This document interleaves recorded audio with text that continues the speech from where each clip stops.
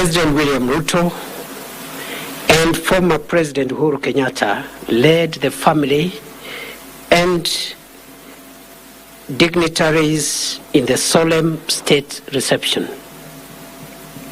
The hearse carrying the remains of the late Prime Minister Raila Odinga was escorted from Jomo Kenyatta International Airport all the way to Kasarani Stadium, a nearly 40 kilometers journey by thousands of mourners, arriving there shortly after 2:30 p.m. Upon arrival at Kasarani Stadium, military honors, prayers, and viewing of the body were done in the attendance of President William Ruto, former President Uhuru Kenyatta, family, dignitaries, and the top military command of the country. Public viewing of the mortal remains of our departed leader has just concluded peacefully at Kasarani, and we had intended to extend that viewing to as far as it would have become necessary, because we didn't want to give any mourner a reason to doubt that we all collectively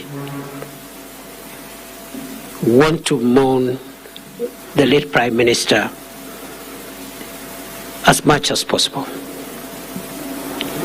The National Committee on the state funeral of the late Prime Minister Raila Odinga is grateful to the thousands of mourners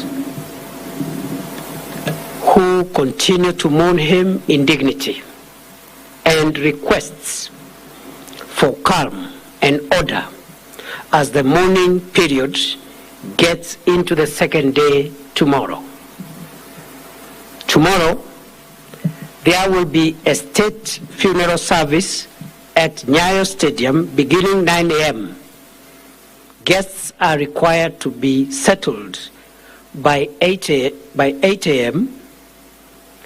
This 2-hour state event will comprise of military honors, a church sermon from the Anglican Church of Kenya, eulogy by family and designated condolences, and all speeches from the leadership of Kenya and foreign heads of state and government. We have received confirmation of attendance of a fairly significant number of foreign heads of delegations at the highest level, and we have also received formal condolences from many heads of state and government from East Africa, from Africa, and from other continents around the world. There will be a public viewing of the remains of the late Prime Minister Raila Odinga after that state event, and therefore those who want to continue mourning our departed leader have no cause to worry. There will be another opportunity, and we will stretch that opportunity from around 12 o'clock noon to as far as possible to give the highest number of mourners an opportunity to mourn and pay their last respects to their departed leader. The next briefing will be done tomorrow, Friday 17th of October 2025 at 6:30 p.m. here. And as Kenyans are aware, the government has declared tomorrow a public holiday to allow Kenyans to mourn the late Prime Minister Raila Odinga more conveniently.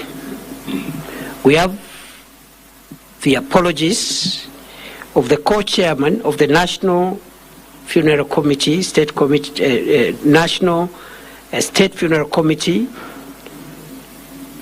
of the late Raila Odinga, Senator Dr. Oburu Oginga, who is away in Siaya, but is represented by his sister, Dr. Wenwa Akinyi Oginga, who is here, together with the other family members here, whom I announced yesterday. That is all for now. We thank you and wish you a good night, and see you tomorrow at Nyayo Stadium. We continue condoling with the family and associates, friends and community, and the entire fraternity of Kenyans and international friends who knew the late Prime Minister, and continue to pray that his soul may rest in eternal peace. Thank you very much and have a good evening. Thank you. Thank you, bro.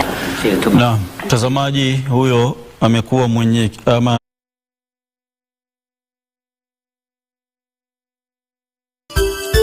Unatazama Mwangaza TV, tumaini lako. Wiki jana, Kids are special.